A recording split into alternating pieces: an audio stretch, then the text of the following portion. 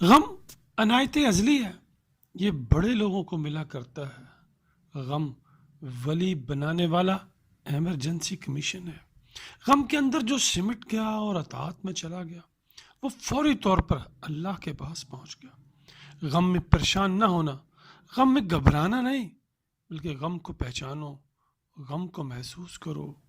غم تقرب الہی ہے، یعنی غم اللہ کے قرب کا اعلیٰ مقام ہے۔ کچھ لوگ خوف کی نماز پڑھتے ہیں، اس میں اللہ کا خوف، دوزخ کا خوف اور دنیا کا خوف شامل ہے۔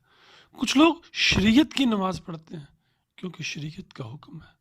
بہت کم لوگ ایسے ہیں جو صرف اللہ کی خوشنودی کے لیے نماز پڑھتے ہیں۔ دعا ہے اللہ مجھے اور آپ کو اپنی خوشنودی کے لیے قیام، رکوع اور سجود کرنے کی توفیق اور شعور عطا فرمائے۔